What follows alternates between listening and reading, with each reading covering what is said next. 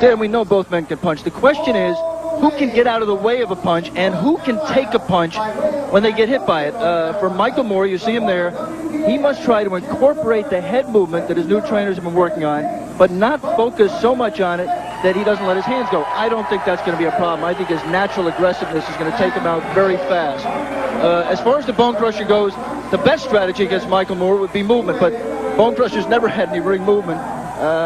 It really boils down to this. He's got to find a way to land his right hand without himself getting hit. All right, let's go to the tail of the tape and check the numbers on these two fighters, and you're going to find all the big numbers are on the right side. They belong to Bonecrusher. The age, the weight, the height, and the reach.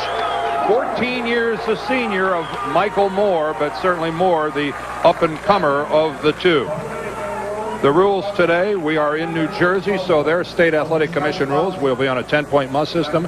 The 3 knockdown rule and the standing 8 is in effect. The fighter cannot be saved by the bell in any round, and the doctor in charge can indeed stop the fight at his discretion. And Frank Cappuccino, who's worked so many of our fights before, is the man in charge today. We await the bell.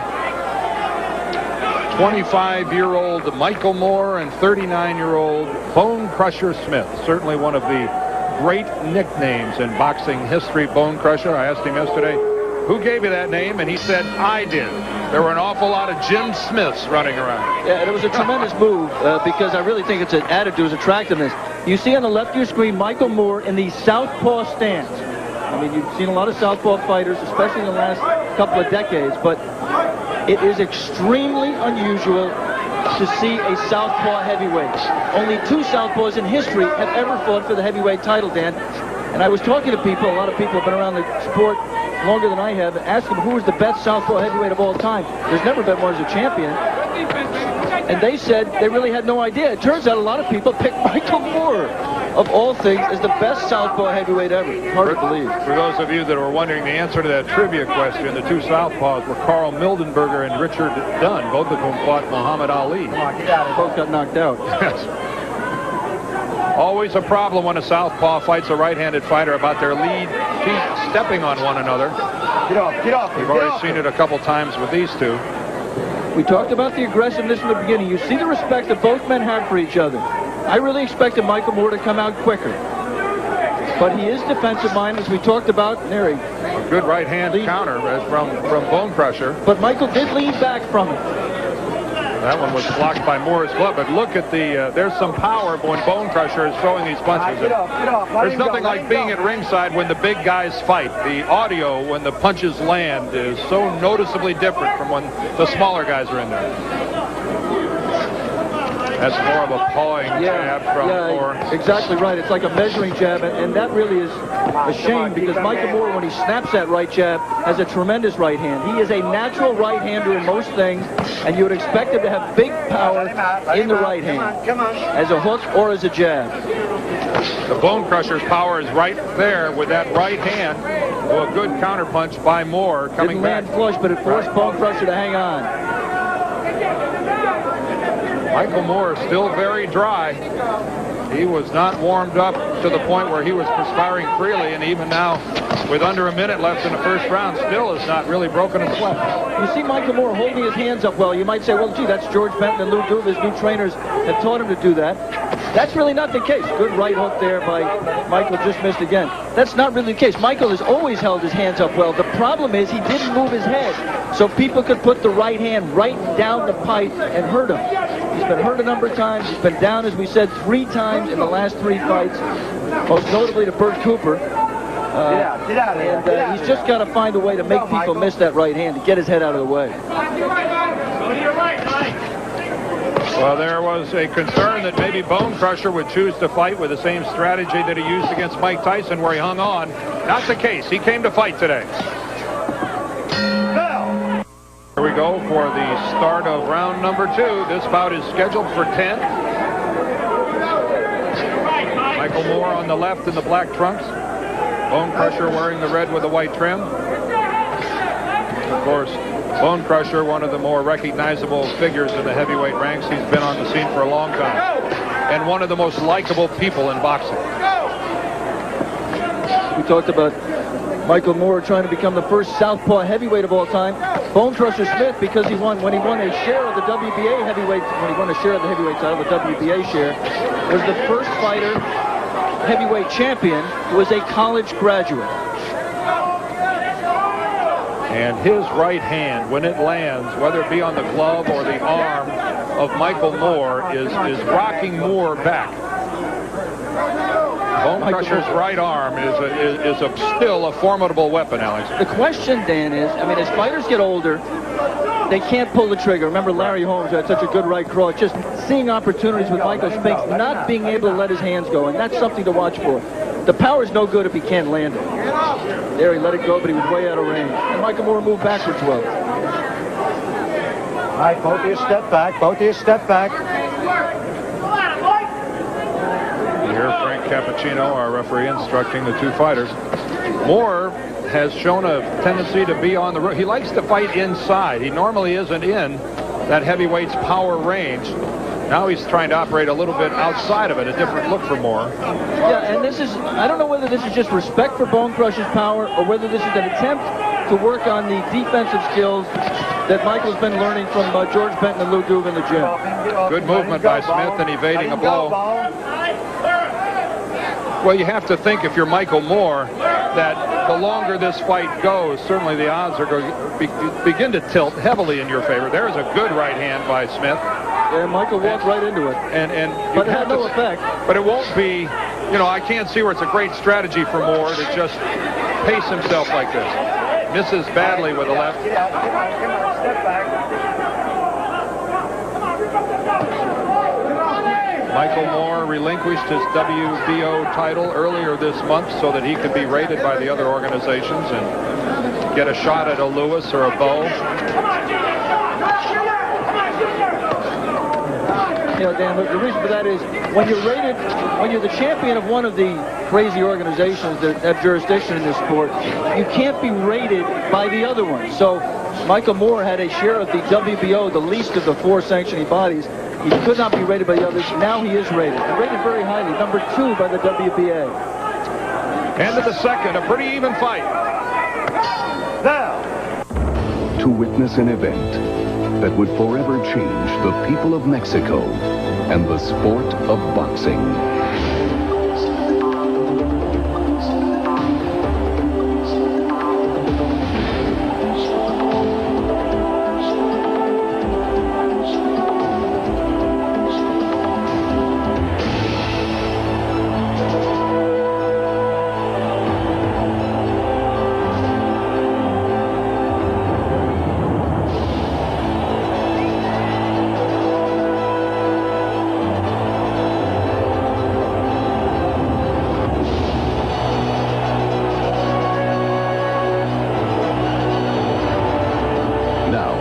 Grand Slam of boxing comes to Showtime. Check your local listings.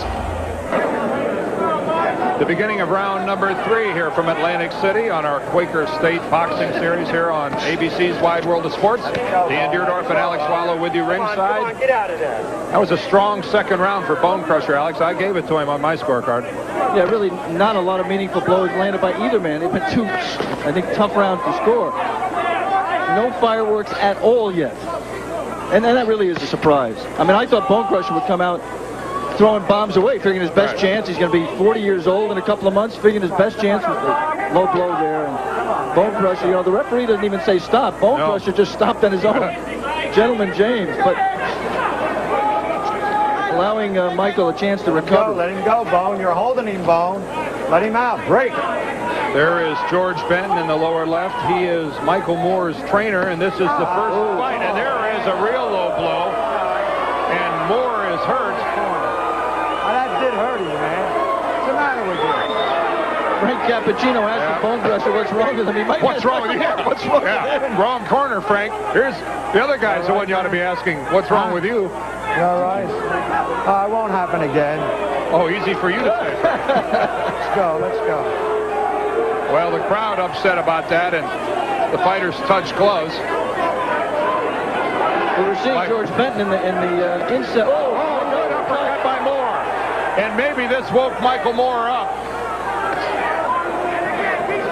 That uppercut split the gloves of Bonecrusher. It'll be interesting to see how much Michael Moore has learned about this sport, whether he comes back and lands an equalizer below the belt on Bonecrusher. We want to remind our ABC stations down the line that we'll be taking a station break at the end of this round. Back to George Benton. This is his first fight with Michael Moore after Moore's longtime association with the Kronk Gym and Emmanuel Stewart. And after the second round, George told Michael Moore to go inside, but he doesn't want to fight with you on the inside. You're holding me, man. And that uppercut that Michael landed on the inside was the best punch of the fight so far. We should point out, Dan, that there were no points deducted from Bonecrusher Smith for the low blow. I think if he lands another one, I think Frank will take a point away. Frank Cappuccino, the referee. Cappuccino would walk to the judges at the conclusion of the round, between rounds, and telling them if he indeed wants a point deducted. Couple uppercuts by Moore miss. You see connected with that left, and look at these two go. And Bonecrusher takes a couple flush shots from Moore. And he's getting the worst of it. This is a Donnybrook. Come on. You got to stop holding, man. We'll return after a word from our ABC station. Don't go anywhere.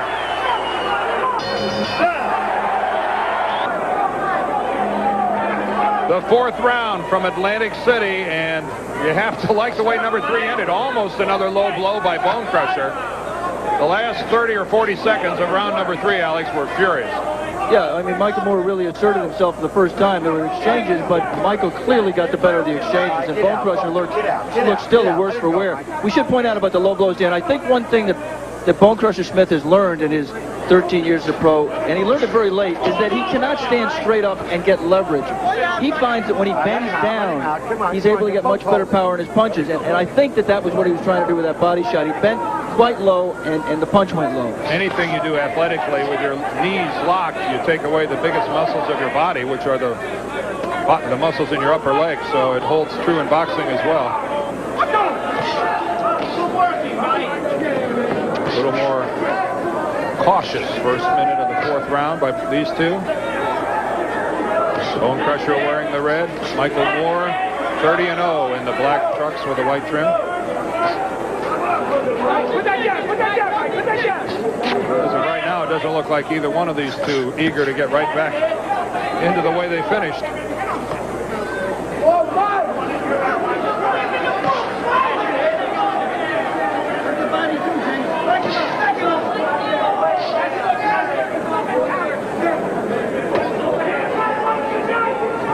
This is a deep breathing session by the two. Yeah, I think a lot of people would question why Michael Moore didn't come out, having hurt Bonecrusher Smith in round 3, why he doesn't come out and jump on him.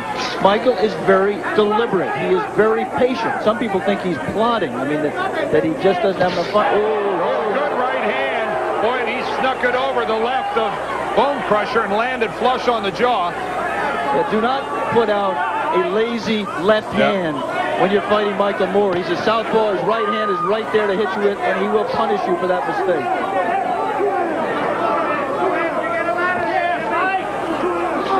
Bonecrusher's jab doesn't appear to have the snap that it had in the first round or two. Very feints with the left and comes back with a right lead. Come on. Yeah, that's really been Bonecrusher's history as a fighter. His punches tend to lose their snap the longer he goes. He really has to pace himself. He has never been able to maintain a very consistent work rate. Well, that's tough enough when you're fighting someone your own age. I hear you're fighting a man who's 14 years younger than you are. I still don't like Michael Moore measuring with that jab. I mean, he just has a beautiful jab. He may get away with it against Bonecrusher. He's not going to get away with it when he moves up and challenges at the highest levels of this division. Here comes the end of round 4. A reminder, we're scheduled for 10. Welcome back to ringside here in Atlantic City. This is the 5th round, and it has been a good performance by both Moore and Smith here on our Quaker State Boxing Series. Michael Moore's punches here in the 4th and the 5th round have become sharper. Bonecrushers have probably deteriorated somewhat. Left to the body by Moore. Except for some fireworks in round 3, Dan, it really has been a fight that has not had meaningful action. Very few meaningful punches. good right half uppercut in there by Michael Moore. You know, you have to remember that Bonecrusher Smith, saw that left rock the head of Smith back. That Bonecrusher sometimes gets intimidated by his own admission. He was intimidated against Michael Tyson, another hard-punching young Mike. And turned in a performance that ranks with one of the worst in heavyweight boxing history. Right, and he said, I was definitely intimidated. And you wonder, having been hit a few times like with that left hand, whether he is in a survival mode right now, where he's just thinking about surviving this and not about winning it. Well, the devil's advocate question would be, does Michael Moore hit with the same intensity that Mike Tyson hit? And that's, he certainly, you can get a lot of discussion on it, but for a man who has not been a heavyweight for very long, you'll find an awful lot of people that will tell you he is the most powerful puncher in the heavyweight division. Yeah, as long as Mike Tyson's in jail. Yeah. You have to remember also, Bonecrusher in his last fight against Greg Page, never noted for any power.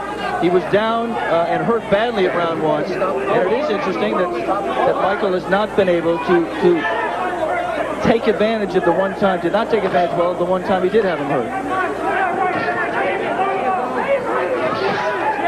The left just flicked.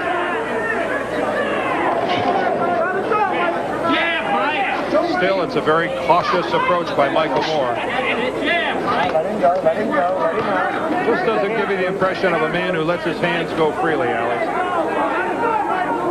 And yet, Dan, when he gets into that mode, when he senses that the time is right, we talked about him being very patient there. Good right jab. Good jab. Good jab. He's very, very patient. When he lets your hands go, he'll make you totally forget this kind of mechanical performance. There's another good jab, and he is starting to get the mark. You saw the last time he scored with a double left, one to the ribs and then another one up top.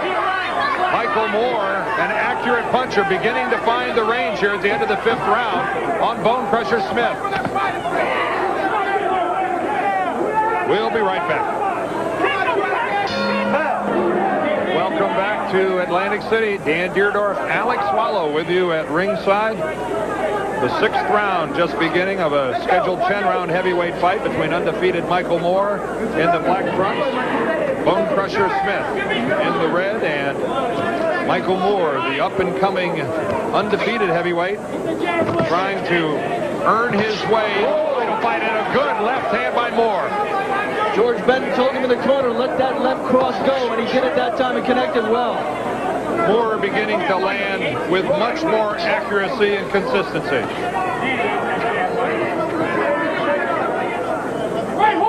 Bonecrusher had success in the first 2 rounds by throwing the big right, but we've seen very little of it since.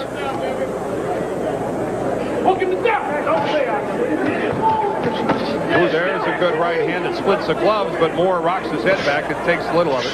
Yeah, the first real effort that Bonecrusher's made in any kind of offensive way in several rounds.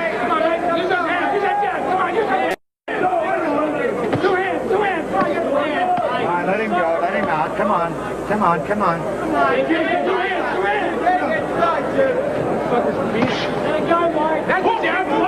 Little pity-pat jabs by Bonecrusher, and then just a pathetic sweeping left. Nothing on it at all. Well, Bonecrusher is pretty straightforward in talking about that George Foreman is his idol, that he's I guess, in love with the fact that George has made a comeback and has made millions of dollars. There's a good right hand by Smith. And he says, why can't I get a piece of that? He says, I'd love to fight George Foreman. One reason is because you can't win fights without throwing punches. Bonecrusher knows that. He's smart enough to know that. He should be. He also should be smart enough to remember the lesson he learned in the Tyson fight. He grabbed and grabbed and grabbed for 11.5 rounds, and then with 8 seconds left in the fight, he threw a punch, a right hand that put Tyson on Queer Street, and you just had to think what might have been had he thrown punches, if you forgive the cliched expression, after the Tyson career, with bad intentions. He just is not doing that. Now he goes southpaw for a second, then he goes back orthodox. If he really wanted to build up a lofty record, he should have learned another thing from George Foreman, and that's who you fight. George Foreman would never fight Michael Moore. That's correct. But George, Bonecrusher does not have the unbelievable magnetic appeal that George Foreman has developed for himself.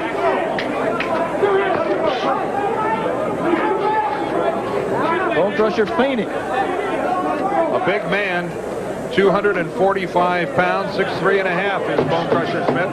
Michael Moore looks much smaller because he is 6'2", 218. This is the end of round number 6. Welcome back to our Quaker State Boxing Series here in Atlantic City. The 7th round just underway. The last 3 or 4 rounds after a strong beginning by Bonecrusher Smith have been, I think, won handily by young Mr. Moore.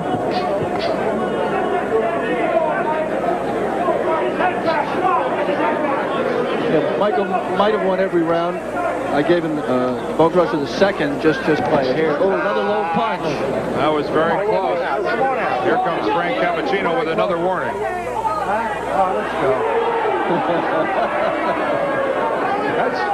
That's doing Michael Moore a precious little good. Get out. Break. Really no meaningful punching, Dan. Pawing jabs by both fighters. With 2 huge men, 2 powerful men. Michael Moore in the black trunks. There's a good right hand. You just had to expect more fireworks in this. That was Another blocked. right hand. I think that was blocked. But at least it was thrown. Right. All right, break. Step back. And right now, I would assume, never having fought at 39 years old, that Bonecrusher Smith must be feeling every year of that rather advanced pugilistic age. I would. And of course, you, Alex, having not yet attained 39, certainly would know the feeling. No, but I've never attained 245 pounds either. You can give me some idea of that.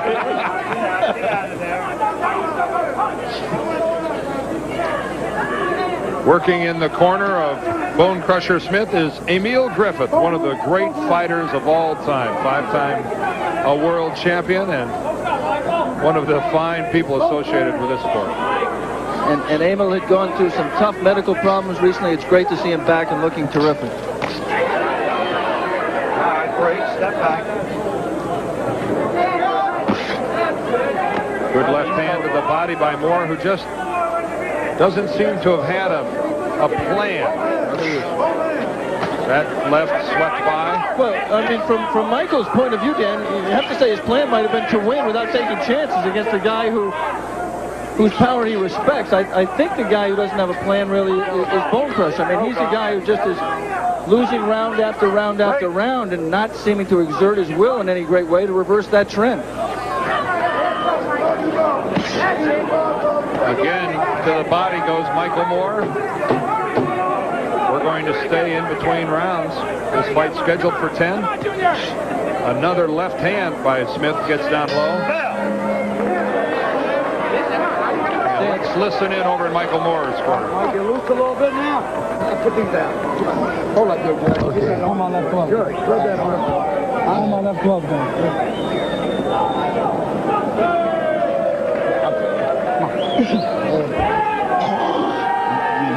See me holding that left claw's back. You don't feel like you hit him on the chin with it? Okay, just do yourself a favor. Stick him as soon as you touch him. Just fire it. As long as you're up close, fire it. Just aim and fire it.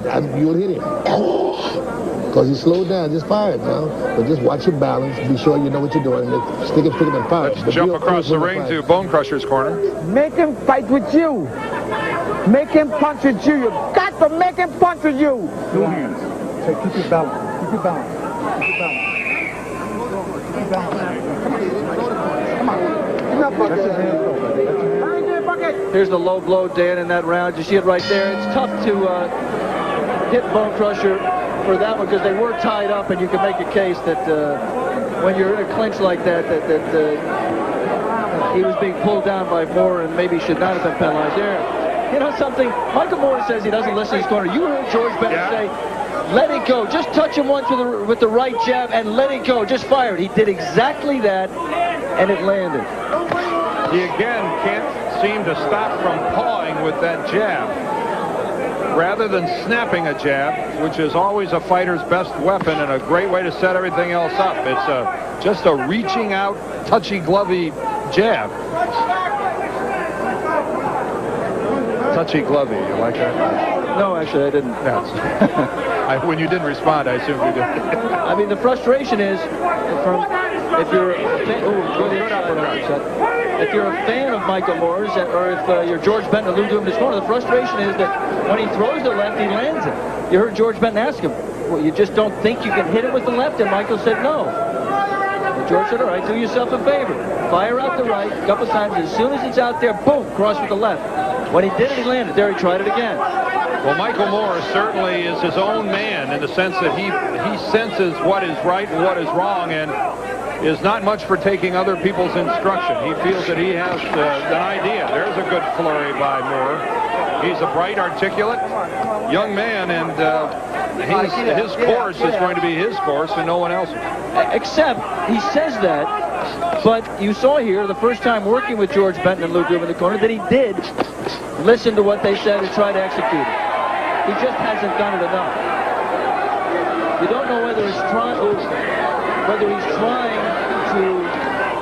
incorporate these new defensive skills or whether he just doesn't want to take chances against Bonecrusher Smith and his big reputation as a puncher.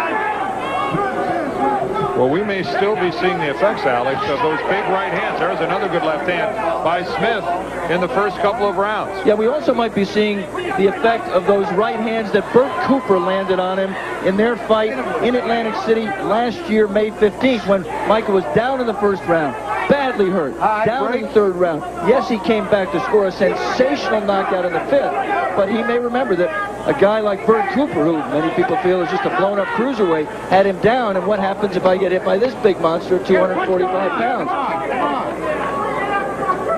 In Bert Cooper's defense, you have to say that he did land good, legitimate, heavy shots on Moore, and the same Bert Cooper that gave Evander Holyfield all he wanted. Right, but you have to remember also, if you're a cynical, tough-minded boxing person, that was an Evander Holyfield that a lot of people still considered a blown-up light heavyweight. Here we come to the end of the 8th round. We've got a couple to go. Pitcher's corner gave him one piece of advice. It was, you can rest all next week. You have 2 rounds left. This is not the time to do it. We begin the 9th round here on our Quaker State Boxing Series on our Wide World of Sports programming, and this is scheduled for an even 10.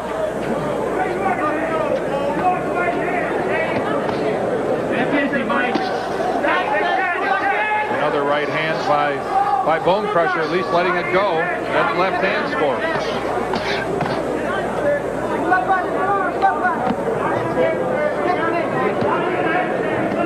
I have to remember one thing. We talked about the Cooper fight, which was in May of last year.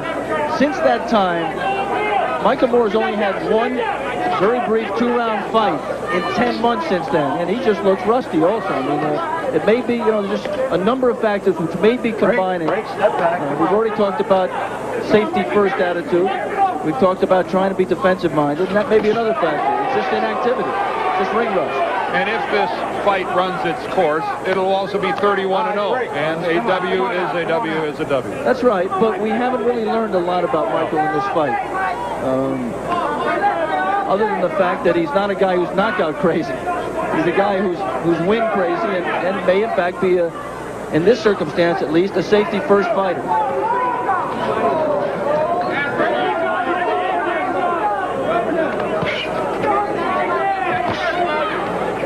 I just know one thing for sure, Alex. He'll never be the fighter he could be unless he really decides he's going to turn his jab into a real weapon.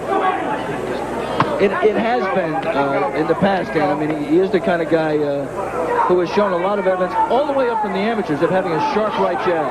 Yeah, you saw him snap it twice there. He could puff Bonecrusher Smith's eyes up with that jab. Look, there it was. There's a good combination, and 2 jabs and then the left land. See if he continues with it. Bonecrusher's not letting him. Bonecrusher is doing a full wrestling grip. There's the good jab.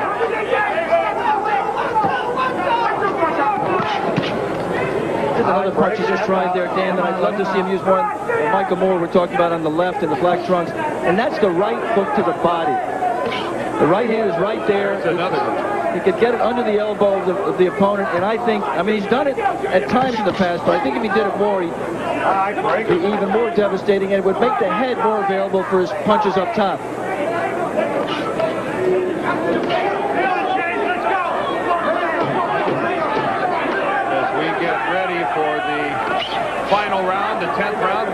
stay here at ringside and tune into the two corners.